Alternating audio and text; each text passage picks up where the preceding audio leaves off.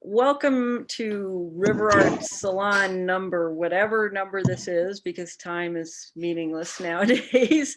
I am so happy and excited that we have Heather Mizeur here to talk to us about the intersection of art and policy.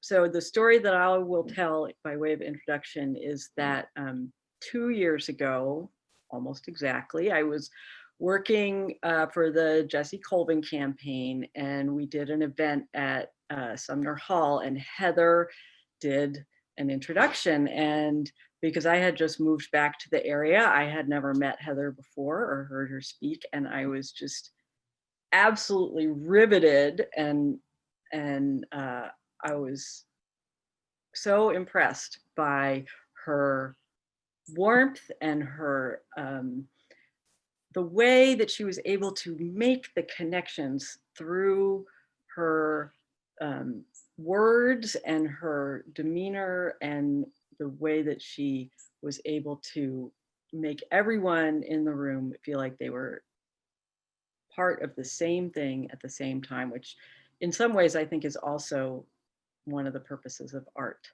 So I am really thrilled to be able to connect with all of you and with Heather here in the RiverArts Salon. And as we usually do, I will start with, well, actually I have 3 brief quotes because I wasn't able to choose. And to be honest, I don't have any idea what Heather's going to say. So these quotes may be totally irrelevant or even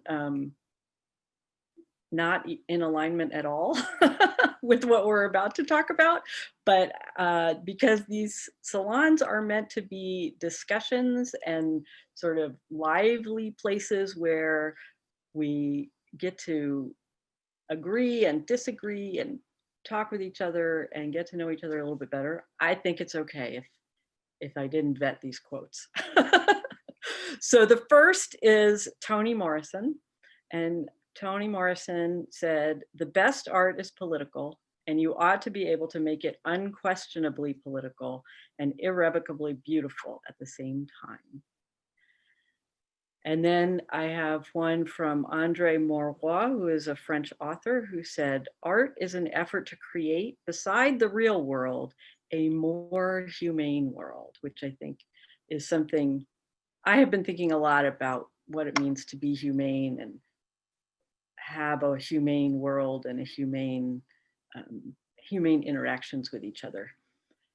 And then finally, the famous and erudite Josh Groban said, "Art matters because it is a hate killer.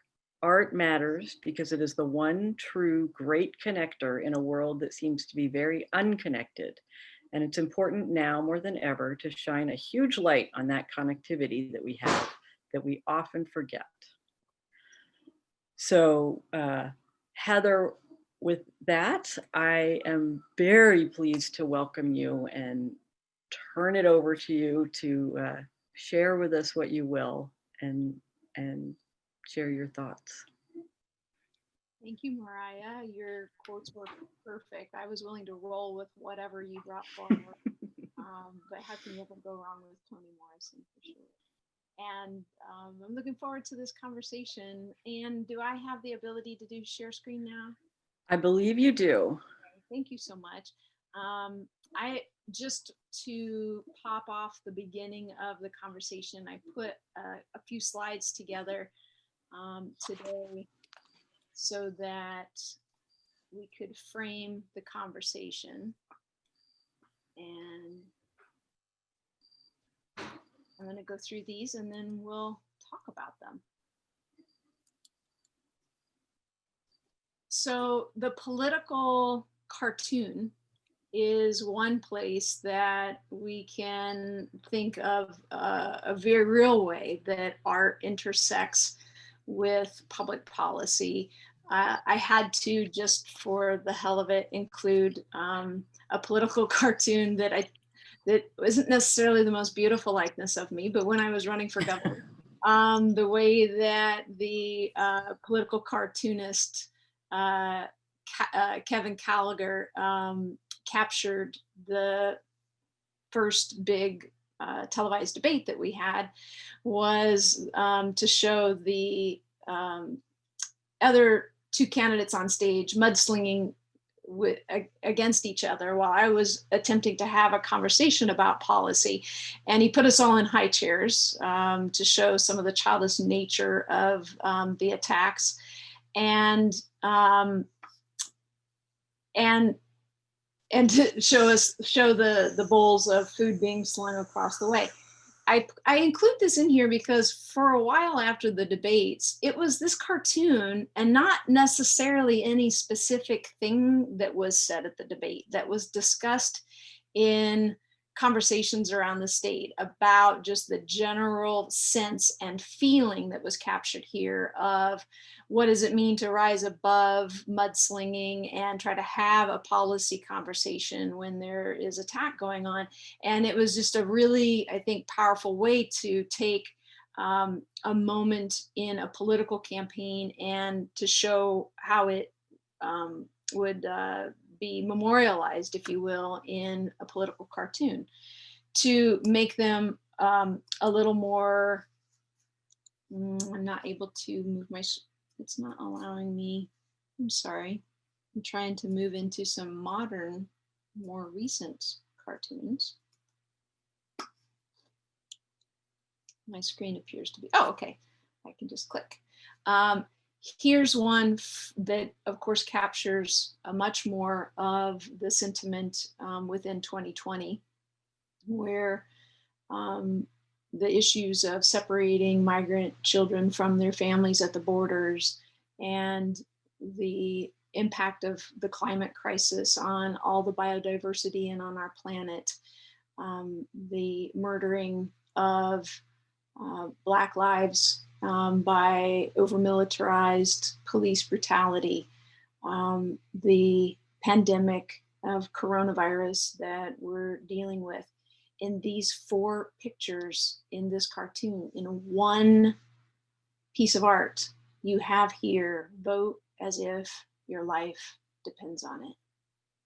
It really completely captures in one place 2020 and what was at stake on the ballot this time. Of course, they always say to never mix politics and religion, and this is a piece of art and a political cartoon that attempts to do both of those in a very poignant way as well. Police officer in the immigration enforcement saying there's a 33-year-old male, brown skin, doesn't speak English, working as a carpenter. Yes, we'll lock him up, Mr. President. The iconic picture after the death of Congressman John Lewis this year, of him holding himself as the bridge for voting rights and reminding people the importance of making it to the polls, no matter what your position is, to never take for granted that right to vote and how critical it is in order to have an impact on the policies that we care about.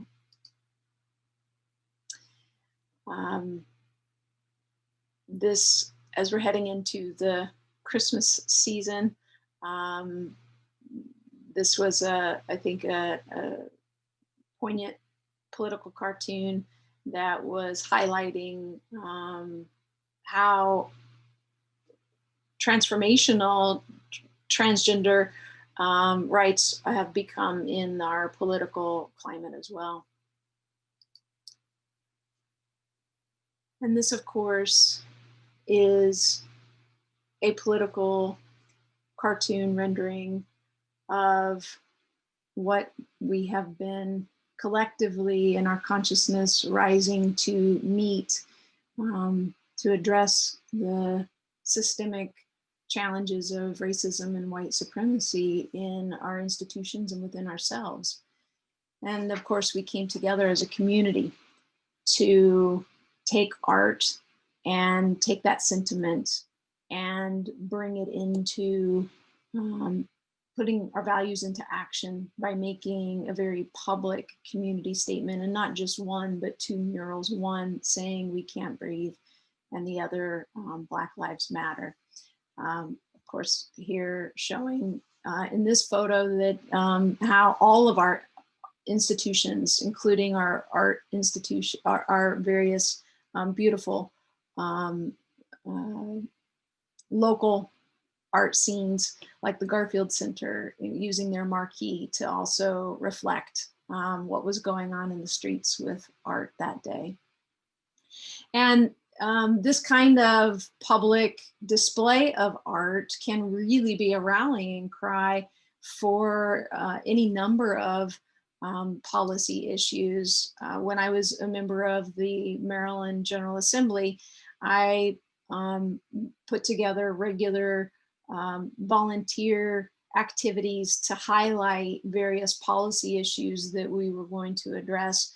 And this was a group of volunteers that joined me one day in painting beautiful murals on a playground at a local elementary school. And we were drawing attention to the need for more funding for arts in the schools, as well as school construction funds. Beautiful writers and books.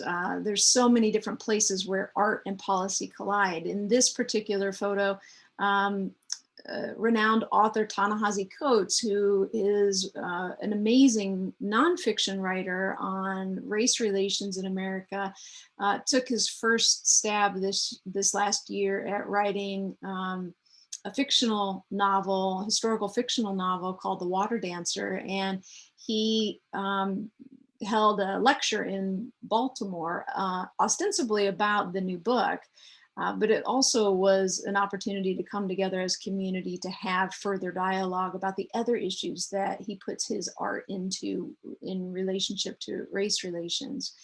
And this was an opportunity for me and my organization to sponsor bringing some people together to this dialogue, and having an amazing, intimate evening exploring the art of this particular author.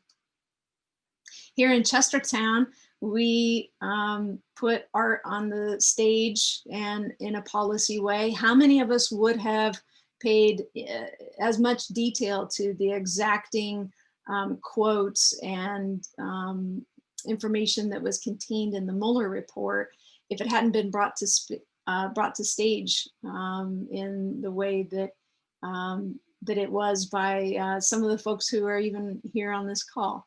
Chestertown often likes to unite in bringing together art and policy for a robust civic engagement and dialogue. Just want to point quickly to the art of a podcast as an opportunity to bring forward an intersection of policy conversations. In this particular case, I have a whole series of podcasts at the Soul Force website that interfaces with a range of artists. This one is a renowned visual artist, Alex Gray, and his wife, Allison Gray, both amazing, stunning visual artists. And we engage in a conversation about policies around psychedelic, whether or not psychedelic substances should be made legal and what impact that has in the art community. Rebecca Hofsberger, who is the extraordinary leader of the American Visionary Arts Museum in Baltimore, has been a guest. We've had many, many artists and many different intersecting conversations about art and policy in our podcasts, and including having musical guests.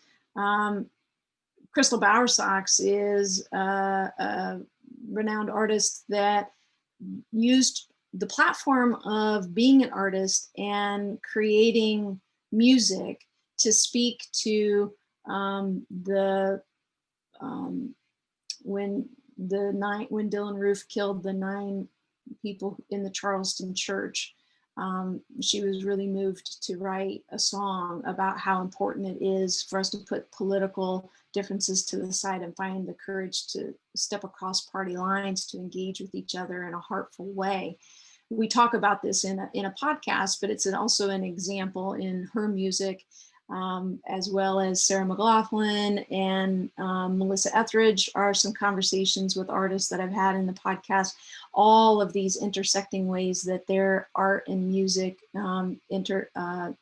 intersects with policy in an important way.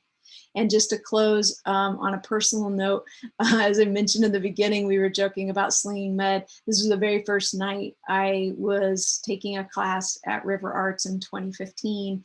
And it was a very healing journey for me after the governor's race and not coming out on top, and spending time here locally in the studio, learning how to connect with local artists was personally a very healing thing for me. And so I just wanted to say thank you to RiverArts and to all the amazing artists that this organization supports. It's been profoundly important in my life, and it touches the lives of so many people in our community. And it's a real pleasure to be here with you tonight. And this brief slideshow was just meant as a way to encourage the conversation that we're going to have for the remaining amount of our time together here tonight.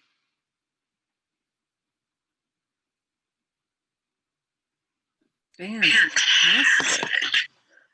Thank you so much, Heather. So, you know, there are a lot of different ways that we do this. You are welcome to kind of give us direction, or we can just open it up to whatever anybody has to say, having had that. Yeah, go. I have to say first, I'm looking now on the screen and seeing, without knowing it, as I gave her a shout out, Rebecca Hofsberger from AVAM has also joined us. And I know she has been somebody that's done a salon in the past. All of us could just sit and listen to Rebecca every week if she were willing to be the person on stage. We've had the honor and privilege to become friends with her, and she's been to our farm. And so an honorary member of the Chestertown community. It's really wonderful to see you, Rebecca. You know, I would be curious to know how, you know, so for those political cartoons that I pulled up, I quite literally just went to my iPhone to see what things had I saved in my photos in the past few months. And maybe it would be interesting for you to look through your own to see, like, how often is it the imagery of art that captured something for you in what you cared about in a social, civic engagement, political way that spoke to you so profoundly that that's the thing that you captured, that you copied and kept in your phone as a reminder? What experience does anyone here have with that? Heather, as you were talking about political cartoons, I was actually thinking that I think memes are the new political cartoons in some way, because, you know, throughout the past weeks when we're scrolling and just looking for validation, looking for information, looking for, you know, just new ways of thinking of things, we're often struck by the cleverness of some of the words. But often it's the imagery that, after certain things have happened in our country over these past months, that is the most powerful. And then the combination of the imagery and the words is what causes you to go ahead, I got to save that and show it to my family later, or I have to share that further and wider. And I kind of forgotten about political cartoons, you know, since not many people get an actual physical paper anymore. And I thought that was strange but interesting how they've kind of morphed that direction. I don't know if anybody else has had a similar thought of those are the things you save these days. That's really interesting. I had never thought about the connection between political cartoons and memes, but of course it's like the next step, right? And it's, you know, I think it is absolutely is still in the category of art, because the way that people find to both, you know, find the image that represents whatever they're trying to convey, but also the words that they lay on top of that image alter the reception of the image and alter our perception. So I always like to say that I think of art as something that both evokes and expresses emotion. And I think that memes, you know, a good meme does both of those things. I'm going to say something. This is Carol. A friend sent me a cartoon today, and it was of the Statue of Liberty. And and I don't know where she got it, but it came onto my iPhone, and it had Donald Trump in a mask being shot like a slingshot by the, torch of the Statue of Liberty. And I just froze because both my parents are immigrants, and one came into Ellis Island. And to see that, my father came into Ellis Island from Germany, and he revered coming to America under extreme hardship. So to see that cartoon, for me, I just froze. I have sailed past the Statue of Liberty and almost bowed every time I went past there. And I mean, I wanted to laugh, but I didn't find it funny. I found it really, really upsetting. And I couldn't even say what I mean, there was no one here. It came on my computer. But thank goodness, because I had no words to say what that cartoon conveyed to me personally. So it's hard in this culture to tell whether a cartoon, if you're in a group of people, whether it's funny, hurtful, or whether it just hurts you. And this hurt me personally. So I was so glad I wasn't around other people. So anyway, that's my story. Yeah, thank you, Carol. I've seen that cartoon too, and I had a reaction that was also, I mean, it was pretty shocking to me to see that. That's not how we think of the Statue of Liberty. I feel like I've seen a number of icons that, are stand for our government or for, different ideals used in different ways lately in those same kinds of cartoons or something else. And then because of what Carol just said, it can strike different people in different ways. And, that's one of the beauties that I like of art, is how everybody has a different interpretation. It strikes you different when you see it at different times in your life. It's just like reading a good book that maybe you read in high school, but then you read it again recently, and it's like, oh my gosh, something completely different speaks to me now. And Heather, I was glad, you gave us so many different examples, from podcasts to writing and music and visual art. And there's so many ways that art can make a difference. Well, and one of the things that I didn't include because of how succinct and time limited the salons are, but I would like for you guys to take note and maybe go to the Soul Force Politics Facebook page to see this short 4-minute video that I posted today. It's a video that won this global climate competition to speak to what it is we need to really get at understanding in the underlying narrative of what our role as humans have been in all of this, and what we have to do to fix it. And it's one of the most compelling pieces of art related to the climate crisis that I've seen, that is just put it down into this 4-minute bite-sized chunk that everyone kind of needs it to be, short and sweet for the limited attention spans that people have now. But that kind of video and moving images and the combination of the artistry with Princey A, sort of rapping, talking, sharing the narrative of the piece with the moving images of the video imagery, is just an amazing example of how art impacts public policy in a really important way. And also policy beyond, we think of public policy as laws and things that governments pass, there are policies that guide us and our personal behaviors. And there's various intersections here, and that's, you know, with racism, there's things that have to be addressed legally, but then it's a lot of it's about us and how we change how we behave and show up. The climate crisis is similar. There's a role in both ways, and the art can move us in both directions, both in terms of getting governments to change laws and policies and fundings and holding corporations accountable, and then holding ourselves accountable, because we have been motivated to a behavioral change by the imagery of the art. Yeah, Rebecca, I feel like you have been almost ready to speak a couple of times.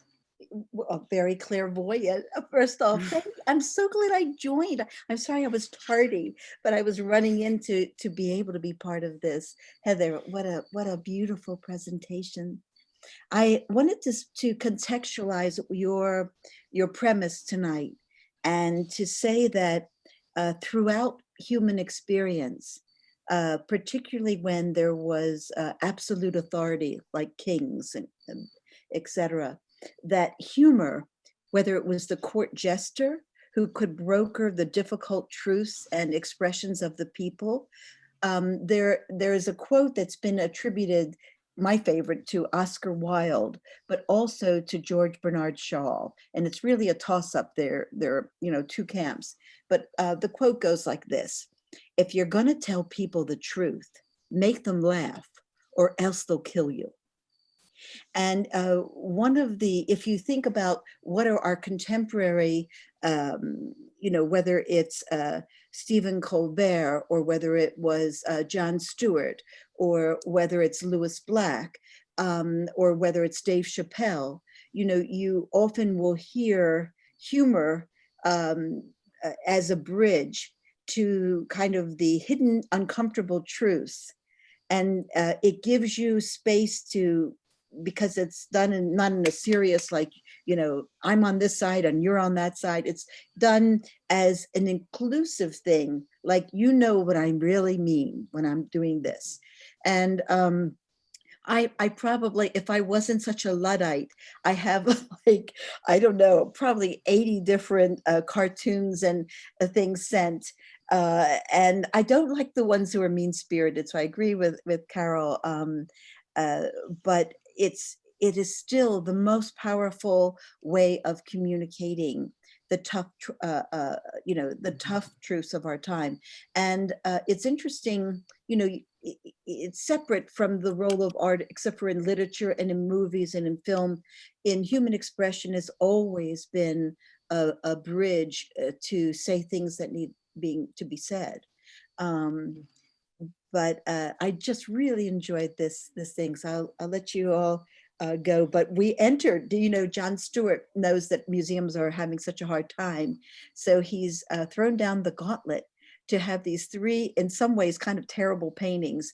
One by a woman who put in for the PPP, who's married to a billionaire, but she put in because she felt like her artist business was hurt. So he bought a painting from her, but it's to really skewer her. And then there's like amorous rats, and then there's one other painting.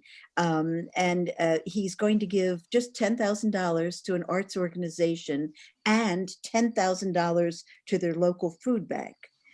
5 of them are across the country. So we put in an entry and hope we can do that, because we also love the Maryland Food Bank, and they, you know, they need it. But I was so moved by what you all have done in Chestertown. My mole there, Troms Hollingsworth, had told me how proud she was from what the Black Lives Matter. You know, she went, oh, we're, you know, I'm so glad to live here and see that. So just really thank you all for what you're doing. And Heather, wow, I feel like you've just auditioned for my job, you young and you.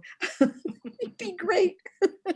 So, you know, just, you know, I'll just say one thing. When we worked with Archbishop Desmond Tutu and Rosie O'Donnell, at all of our original exhibitions stay up for 11 months, I wanted to do an exhibition on character, because you know, when that comes down to it, that's what's important. And we called it race, class, and gender. 3 things that contribute 0 to character, because being a schmuck is an equal opportunity for everybody, right? And it's really, so it was like this healthiest thing. It was brokering a very serious subject with enough lightheartedness. And at the same time, when we did something that seems lighthearted, what makes us smile? And my co-curator was the creator of The Simpsons on that. The serious subject was what constitutes authentic joy in a world where we're all supposed to smile, no matter if we just lost our jobs or have cancer or got left by a partner. It was saying, no, let's back up. What constitutes authentic joy? And that show actually moved people so much to tears. So just bravo for tonight. And I who's the guy? Is it Phil who's the good looking? He looks like a good looking Peter Lorre. And you had him, I heard, on your show. He's with MSNBC, Heather. You interviewed Philip. Phil Rucker. I saw him in the BWI airport, and he's impeccably dressed. He's like the best dressed of the guys there. And I ran up and I just thanked him. Like, of course, like deer in headlights, I couldn't remember his name, So I went up and I just said, oh, thank you for telling the truth so much. I just love, listening to him. But I heard he was on your show. So is he as nice in person as he seems on MSNBC? He's a White House bureau chief for the Washington Post as well as a contributor to MSNBC. He won the Pulitzer Prize too, did he not? Yeah, I know Phil from when he was first a beat reporter in Annapolis when I was, You're kidding. Oh, wow. Well, I just want to know more and more about you. What a treasure you are to everybody. And I just, thank you for having the wisdom to put her do this program tonight. Rebecca, that's a great segue. I'd like to hear a little more from Heather about soul force politics. Like, I love the term radical love. Tell us, what kinds of things you're doing now. Thank you, Anne. Soul Force Politics is a nonprofit organization that is rooted in the question of how would our world be different if politics were rooted in radical love. And, sometimes that's a hard concept for people to grasp because love itself seems to be a challenging thing. Sometimes we have a hard time loving ourselves. Sometimes, it's challenging to be in relationship and to love each other. And ultimately, what it comes down to, what I'm talking about in our work at Soul Force, is coming to a place where we can see the beautiful in every person, even when we're disagreeing, to be curious about what it is that we're rejecting, to model principles for civic engagement, regardless of whether or not we're talking to someone who agrees with us or disagrees with us. But we do a lot of work on teaching an embodied practice to much of this work. So in the courses that we facilitate on unlearning racism, there's a 8-week study group that we have that goes through a whole range of reading, watching podcasts. It's sort of like a compendium of art meeting policy, because we look at podcasts, videos, book, journal articles, and then we have a dialogue together about what we're learning in each of the pods each week. But within all of that, it starts from a place of an embodied practice of coming into a better relationship with the wisdom that's already inside of us. That by getting in touch with our heart's greatest knowing and understanding is how we are best able to show up in the world to make a difference on all these policy things that we may care about in a way that is more effective in how we interact with each other.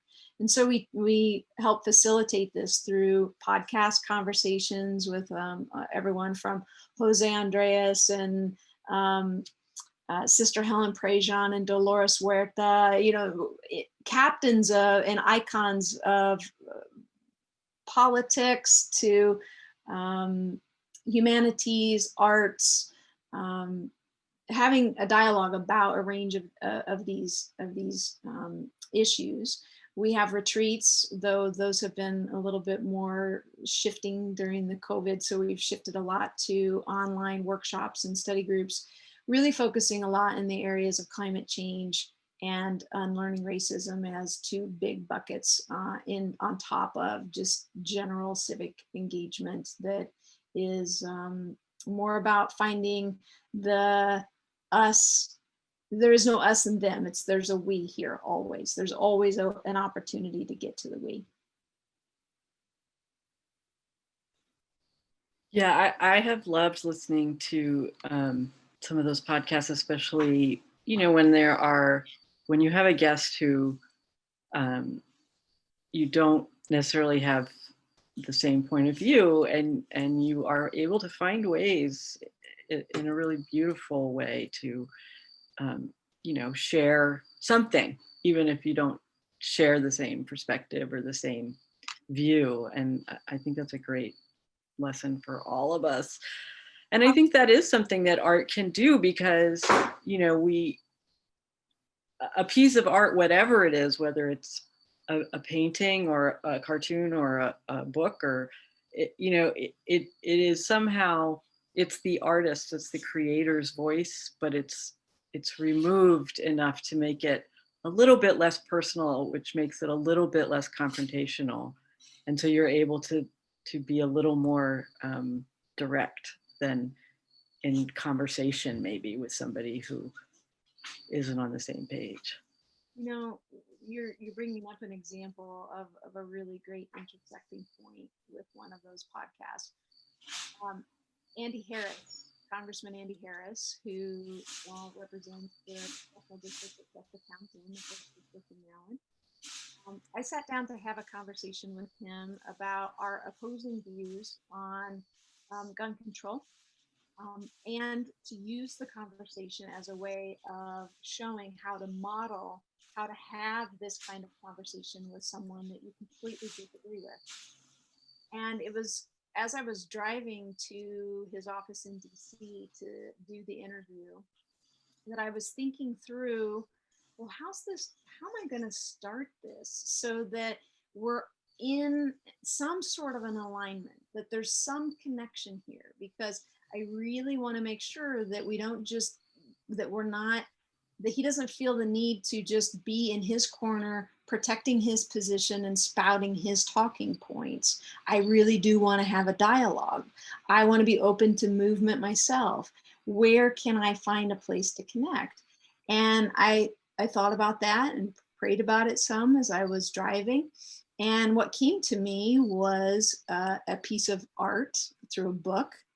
Another artist that I had already interviewed, one of my favorite authors, Robin Wall Kimmerer. She wrote this book called Braiding Sweetgrass. She's a Potawatomi woman, an indigenous woman who's also a plant botanist, and she brings together indigenous wisdom and scientific teachings of plants in the most marvelous way.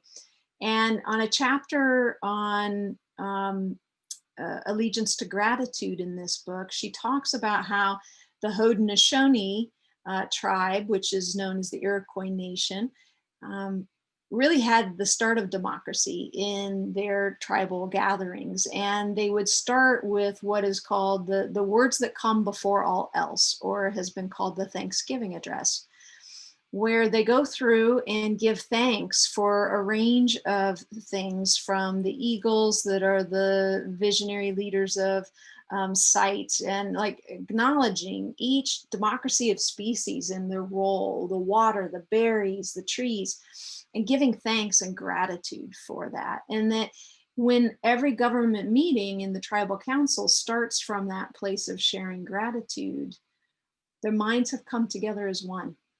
And therefore they don't need to be in as much opposition and disagreement. And so that came flooding over me as I was doing the drive. And I told this story to Congressman Harris and invited him to participate with me in our own gratitude practice, in connecting with each other about something we were grateful for before we launched into a conversation about some things we may not agree on. And you'll have to listen to the whole podcast yourself to see how that rolls out. but I think that it's probably one of the best examples of having a conversation, a very difficult, politically charged conversation with someone in a very respectful way. And it was that intersection with art that helped frame that, the beautiful work and conversation that I had had with an artist about her amazing book that I highly recommend everyone read. That is definitely one of the episodes that I was thinking of, because I listened to that one. You know, I clicked right on it thinking, how is she going to do this? And you know, it was really, it was, I too encourage everyone to listen to that podcast. I went through a little bit of heat with that, because I had some people in a good-natured way reaching out to me afterwards saying, "Damn you, Heather, you made me like Andy Harris for an hour." I might have felt that way a little bit too. But that's, I mean, that is really, that's such an accomplishment, because in, you know, whether it's Andy Harris or Donald Trump or, you know, anybody who, you know, sort of seems to ignite such deeply entrenched division, it is almost impossible to imagine seeing them as a fellow human being. And I think to be able to do that, you know, in this environment is really something. That's one of the reasons I really wanted to have you be our guest here. It's really critical in these times in particular, because no matter how the election turned out on Tuesday, we're seeing that we are still very much a divided country, and it's going to take a long time to heal. We have the opportunity to see more of what the wounds are, and that sunshine allows for an opportunity for us to be really measured and focused on what it is that needs to be healing. But I will tell you, and I know it's hard, I will say this, and as it comes out of my mouth, I know you guys will be like, "Oh my God, are you kidding me?" But the way I got through these last 4 years very often was to hold Donald Trump with the greatest amount of compassion that I could muster, to think about how much he has to hate himself in order to project so much hate and rancor and division and bullying and all the other adjectives that we put out there. That it doesn't take away all the other feelings that we have about the impact of someone in his position and the power he has to create so much harm for particularly Black and brown bodies and low-income people in this country.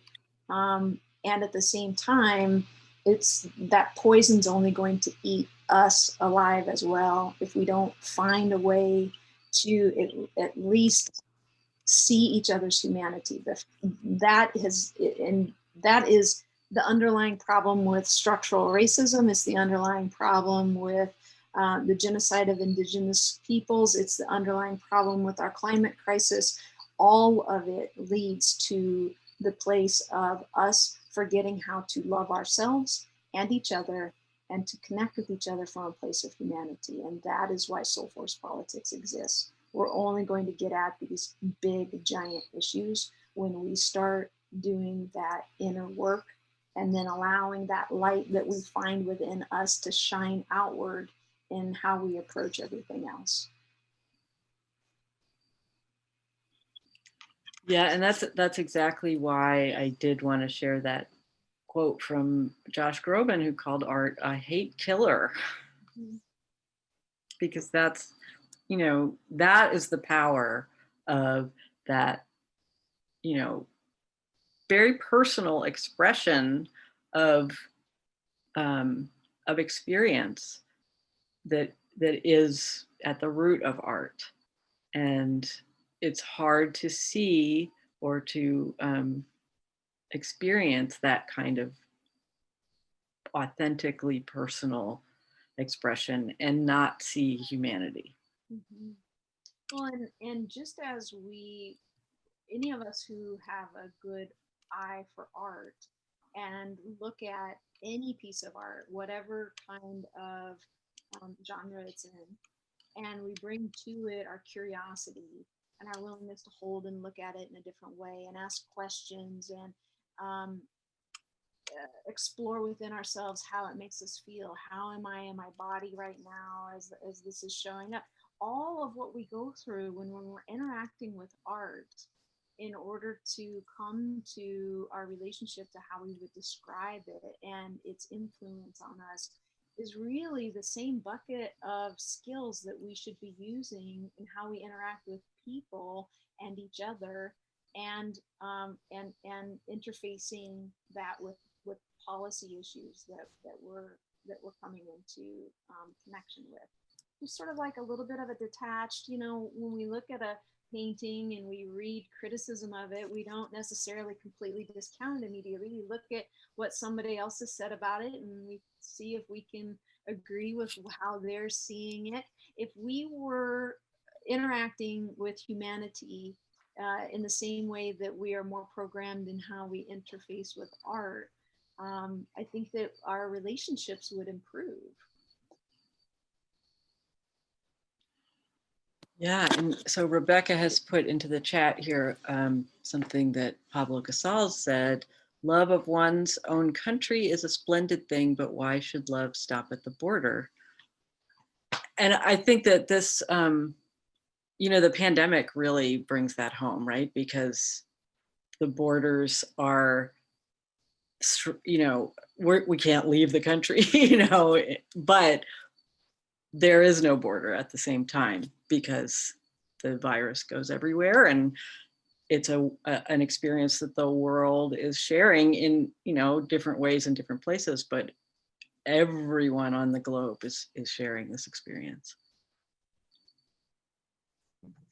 And that's true for the climate crisis and so much else. And if we can remember that and hold that in our hearts as we think about all of these issues, I think that does make a difference. I can't believe we're actually already a little bit over 5:45. It's been a wonderful conversation.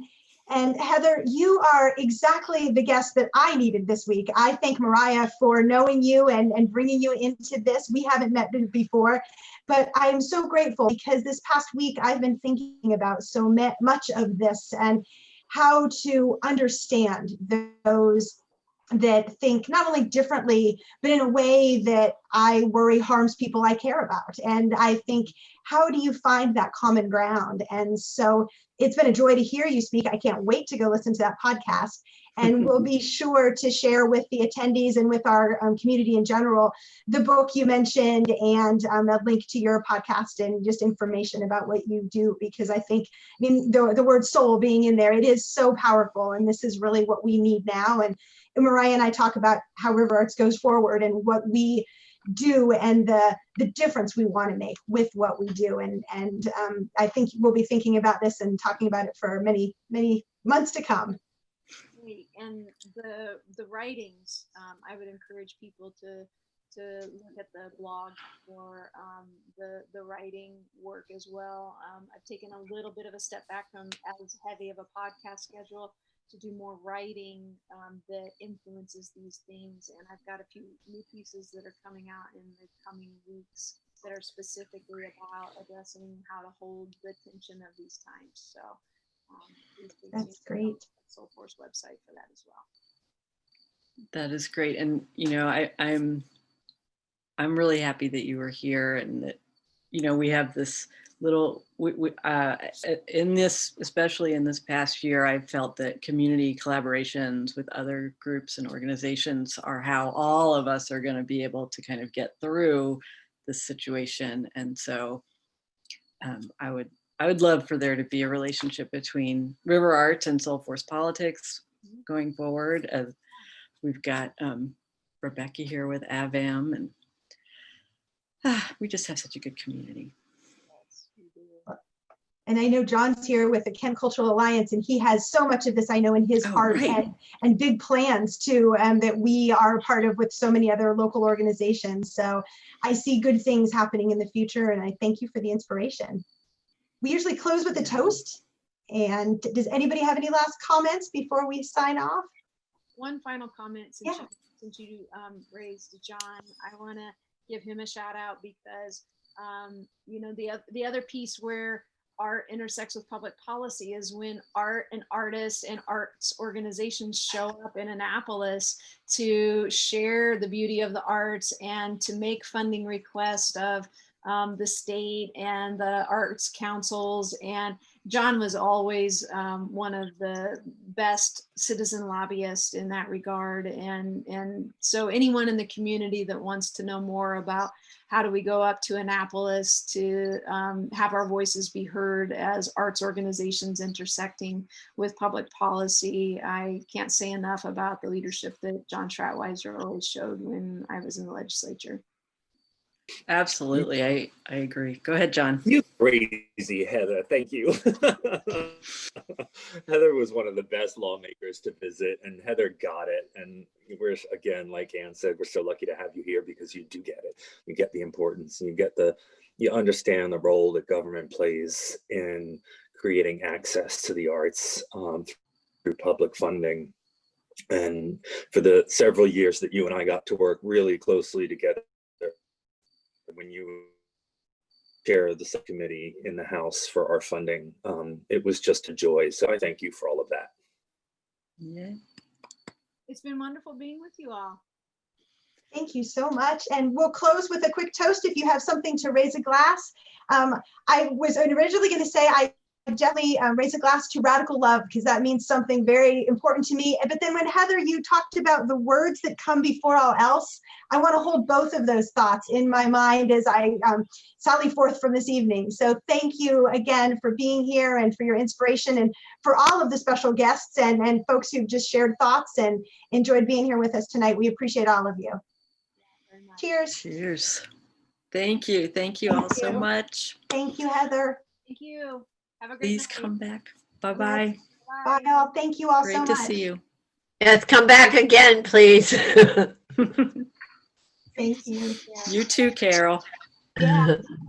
Thank you. Bye.